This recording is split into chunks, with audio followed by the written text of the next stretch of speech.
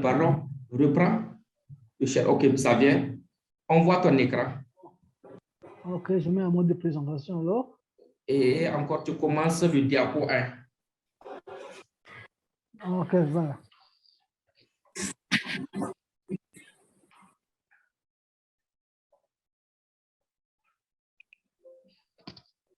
Le diapo 1. Voilà, je pense.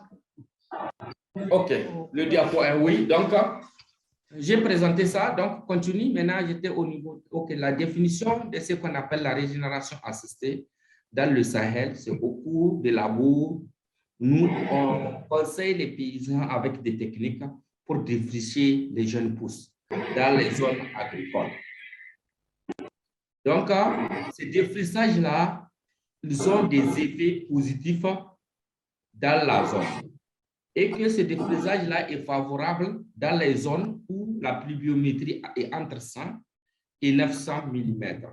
Donc, la fourchette du Sahel, c'est entre 300 et 600. Donc, la zone de défrichage est vraiment favorable pour la technique. Et c'est quoi le défrichage? Si vous regardez les images, voilà les jeunes pousses, l'image numéro 1.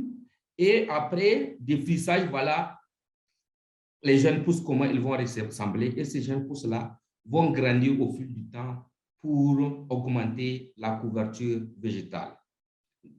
Suivant, le diapo suivant. Joseph, pardon, le diapo suivant. Allô, Joseph? OK.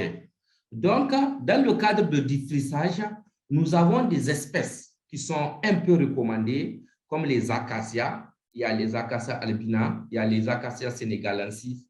Ces espèces-là, pourquoi elles sont recommandées? Parce qu'ils ont des vertus. Et ces vertus, c'est des fixations de l'azote de l'atmosphère vers le sol. Donc, ces espèces-là, ils ont des puissances pour augmenter la fertilité du sol. Et c'est pour ça le choix de ces espèces-là. Diapo suivant.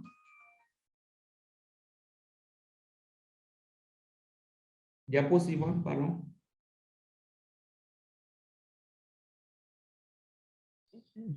OK. Donc, qu'est-ce qui a amené le défrichage? Ou bien ce qu'on appelle régénération naturelle assistée. Dans le Sahel, nous sommes assistés à des sécheresses. Si vous voyez les images, voilà comment ça ressemble la sécheresse. Et aussi, nous avons assisté aussi à des baisses de la biodiversité, parce que quand on parle de la biodiversité, donc ce n'est pas seulement la couverture végétale, et qu'il y a beaucoup de recherches qui ont montré que la couverture végétale ont des relations avec ce qu'on appelle la diversité animale. Nous avons aussi assisté aussi à ce qu'on appelle la fertilité du sol qui baisse, donc ce qui affecte la productivité et ce qui affecte la sécurité alimentaire, donc affecte aussi le rendement. Et nous avons un autre phénomène qui est l'augmentation de la population. Et sans défrichage, nous avons une force de ce qu'on appelle le vent de sable qui ramasse tout ce qui est sur son passage, même la fertilité du sol. Et nous sommes ici aussi menacés, on menace aussi couche d'ozone et encore on assiste à des mauvaises pratiques comme fait de bourse, tout cela. Donc, diapo 2. Donc, face à cette situation-là, les gens ont commencé. Diapo 2. Next. Ça prend longtemps. Ça prend longtemps. OK, donc je continue à parler. Donc, par rapport à ça, donc, les gens ont commencé à penser, à réfléchir des techniques de récupération de sol et des techniques de plantation et aussi ce qu'on appelle la régénération assistée. Donc, par rapport à la régénération assistée, elle a des avantages. Les avantages, la technique nécessite, vous avez vu l'image du premier diapo, elle nécessite peu de ressources.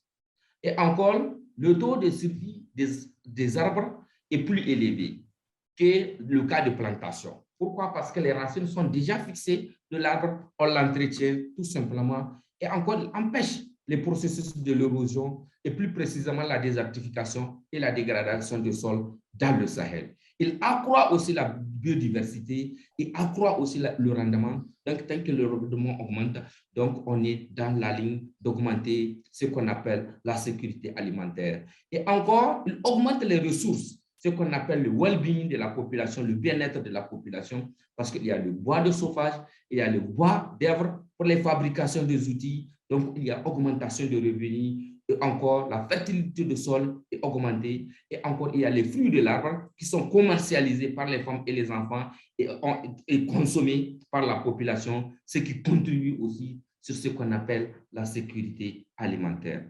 Diapo 2. Donc, pour cela, au sein de Serveur Afrique de l'Ouest, nous avons commencé à étudier ce phénomène-là en utilisant Modis de 2004 à 2019. Donc, nous avons vu l'impact, les deux images-là, c'est avant la régénération et maintenant durant la régénération. Le vert, ça veut dire la végétation qui a été un tout petit peu régénérée. Donc, diapo suivant, et ici, c'est les zones en hectares par rapport à la zone d'étude.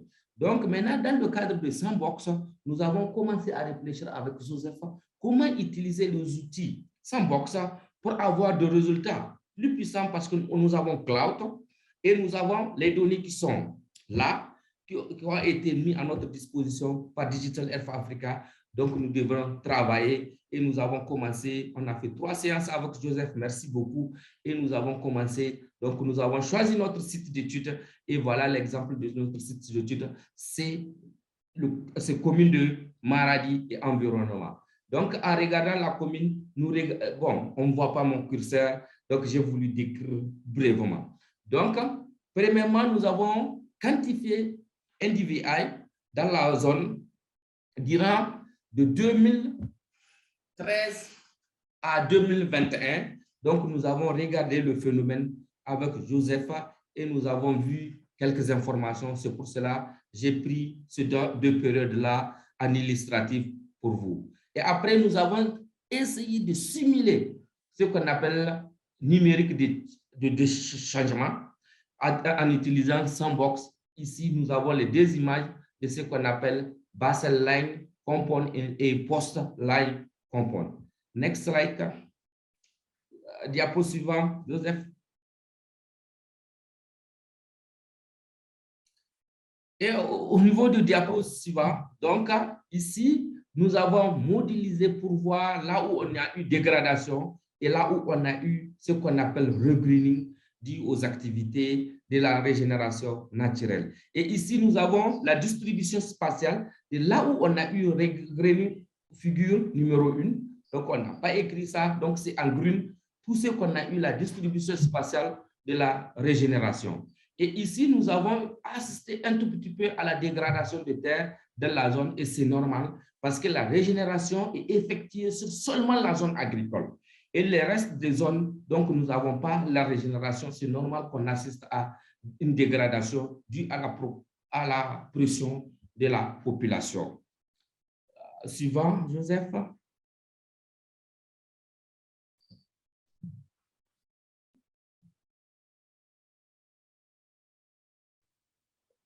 Donc, le slide suivant, donc, selon Sandbox, nous avons, selon notre site, que 23% du site, donc on a assisté à une régénération entre 2013 et 2021, ce qui est positif. La dégradation, c'est 1,13 seulement, ce qui est vraiment important dans notre zone, donc dans le Sahel, parce qu'avant, c'est seulement la dégradation qui domine. Et maintenant, on comprend qu'à partir de 2013, dû aux efforts, et encore, on a le site qui est stable, qui est 75% de la zone d'étude. Donc, ici, la présentation, on va continuer le travail avec Joseph parce que c'est une histoire qui est très positive pour remercier les décideurs et les encourager sur les efforts qu'ils sont en train de mener, que ça donne. Donc, on devrait continuer les activités pour que demain, le Sahel soit régénéré et que le Sahel soit un cadre trop viable. Merci pour votre attention. Si vous avez des questions,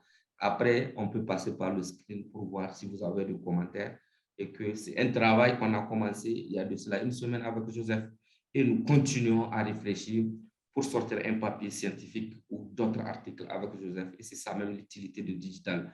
Avoir les connexions entre les institutions africaines et se connaître entre nous-mêmes et travailler ensemble à distance. Donc, par rapport au code, je peux laisser même Joseph présenter. Joseph, tu peux?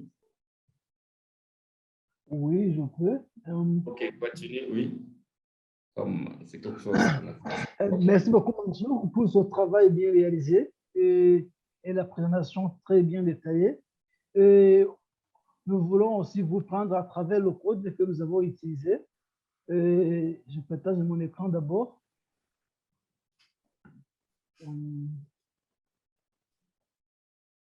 Je pense que tout le monde voit mon écran. On attend, ça ne vient pas. OK, ça vient maintenant. Et en fait, pour notre surveillance de la végétation, de la génération dans la zone d'intérêt, nous avons utilisé le notebook qui vise à surveiller le changement de la végétation dans une région donnée. Nous avons utilisé l'image Landsat 8 avec les étapes. Il fallait charger les images Sentinelle, non, Landsat 8 sans nuage. Il fallait calculer les niveaux de végétation et NDVI et EV. Il fallait faire des analyses statistiques et essayer de tester si les changements sont statistiquement significatifs. Et aussi, il fallait visualiser nos résultats. Alors, comme d'habitude, il fallait charger les fonctions dont nous aurons besoin. Et puis, il fallait aussi définir notre zone d'intérêt en mettant latitude et longitude. Si je reviens un peu, pour pouvoir vous montrer l'autre zone d'intérêt, je vais vous patienter un peu, seulement ce sont des 3 lignes, je pense.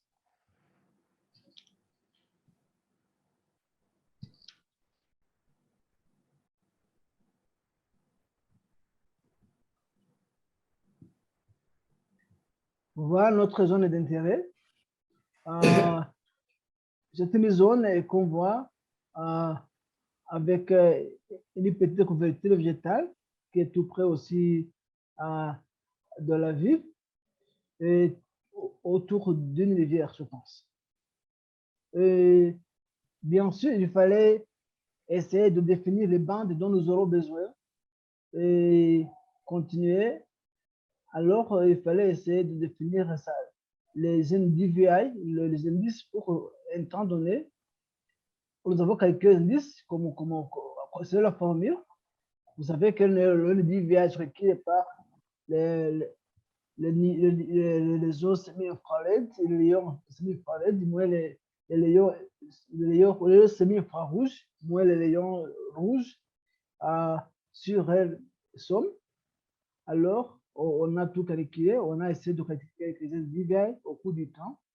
Et il fallait tester nos hypothèses, ou bien il n'y a pas eu de changement, ou bien on a eu de changement. Notre hypothèse 0 était qu'il n'y a pas eu de changement. Notre hypothèse alternative était qu'il y a eu des changements. Alors, comme l'objectif était d'avoir des changements, parce qu'on a investi beaucoup d'efforts dans la génération, on a essayé de calculer ces changements et essayer de les visualiser. Le plus important en est que le graphe et la légende est mal écrit parce qu'il fallait, le titre c'était gain de couverture végétale, c'était en vert, et perte de couverture végétale, ça serait en bleu. Alors, le titre était mal écrit. Alors, on avait à comparer aussi la légende, la zone dégradée. Vous voyez que la zone ici, sud-centrale, zone ici, avec beaucoup de d'autres bleus, c'est la zone la plus dégradée. Et c'est là on peut se demander pourquoi cette zone n'est pas, ne s'est pas comportée comme les autres zones en matière de génération. C'est là où on aura l'intervention des gens qui sont sur le terrain. Alors, finalement, on a essayé de calculer les pourcentages. On disait que parmi nos pixels, 23% ont subi un changement significatif, alors que 1.13 a subi une perte de végétation. Alors, c'est sur ce type qu'on vous a montré et qui nous disait que à peu près 16% de notre zone est restée intacte. En fait, c'est ça, on disait sur notre book et, et, et on a tendance aussi à insérer d'autres éléments de la phénologie et dans l'avenir. Merci beaucoup, Mansour, si vous avez à intervenir. Oui, j'ai à augmenter quelque chose par rapport à la zone qui a été dégradée. C'est normal.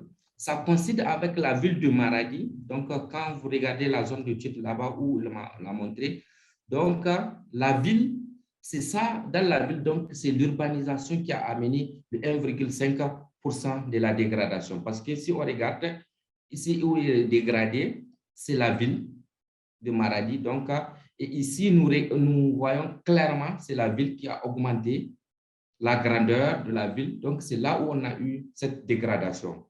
Mais en général, dans la zone,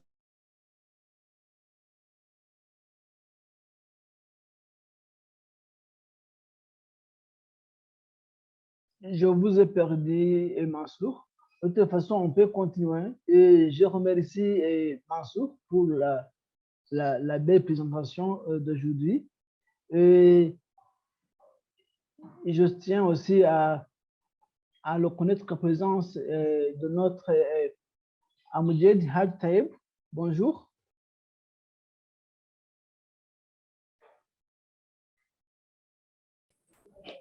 Bonjour, c'est Amjad Hashtaïb from OSS, de l'OSS. Je félicite l'équipe de Agremet pour ce travail qui est pour le suivi de la dégradation de Sahel. Oui. Et c'est intéressant parce que vous avez utilisé l'outil Sandbox pour visualiser et prendre un cas d'étude sur la ville de Maradi en utilisant des images pour suivre l'état de la végétation et localiser la dégradation qui est un problème euh, euh, majeur à la région du Sahel. Merci beaucoup, merci beaucoup. Je tiens aussi à reconnaître Dr. Kerebogile. How are you, madame?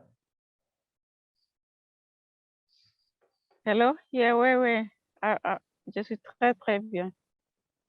Okay, merci beaucoup. I'm listening to French and learning a bit of French, and I saw that you're presenting forest degradation. So I want to know, is that regeneration? Is it natural? No. I'm back. Hello. Yes, Mansour. Yeah, j'ai reçu. This regeneration is not really natural. That is the reason we call it assisted.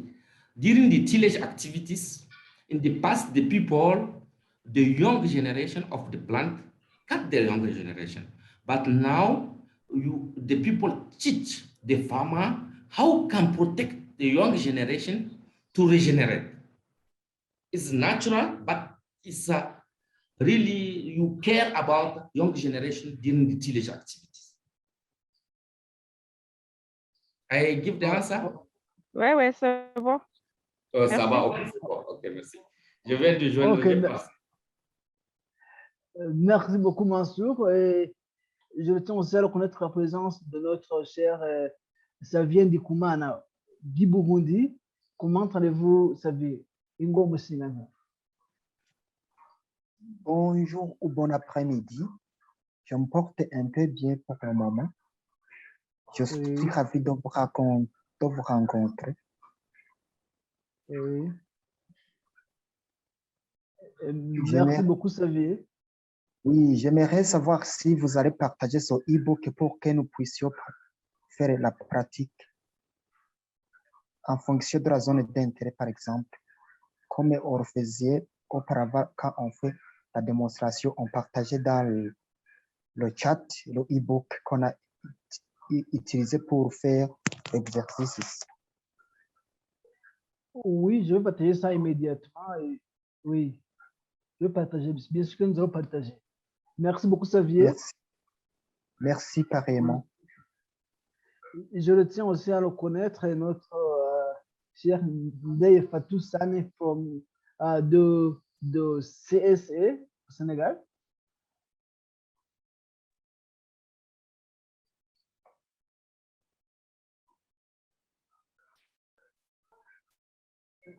Nous avons aussi notre cher Thierry d'OSS. Bonjour Thierry.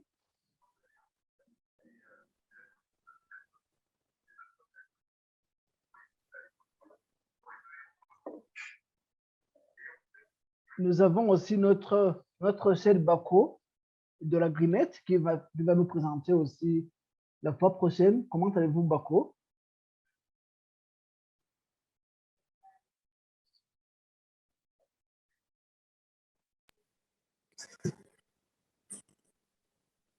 Nous avons aussi notre Rina.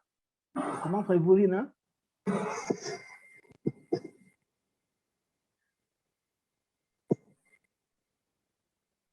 Tony Harrison. Comment allez-vous, Tony? Bonjour à tous. Bonjour. Oui, oui.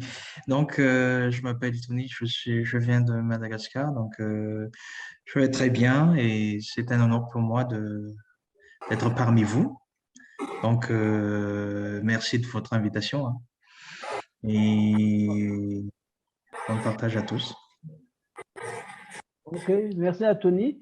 Alors, je reconnais aussi tout le monde ici présent et si on a des commentaires ou des questions, et Mansour est là pour répondre et je pourrai intervenir aussi en cas de besoin. Merci à tout le monde.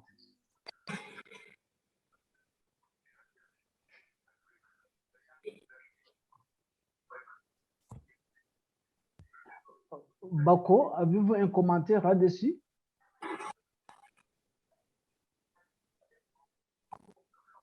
Oui, Il a déjà Joseph, fait ses commentaires. Hein. Joseph, Joseph. Oui. oui, c'est ce Bako, que j'allais dire. En réalité, nous avons travaillé ensemble avec Mansour. Donc, tout ce que j'ai comme commentaire, je l'ai transmis et ça a été pris en compte dans la présentation finale. Donc, je ne peux que vous dire merci pour tout le travail accompli. Et comme les uns et les autres ont dit, ce serait bien quand même que ce travail-là puisse être partagé et ceux qui sont intéressés par la même thématique, qu'ils puissent pouvoir la dérouler aussi au niveau de leurs différentes zones d'intervention. Merci beaucoup. Je vous en prie, Bako. Et alors, si on attend toujours quelqu'un qui peut avoir des interventions et sinon, on peut mettre fin à notre session.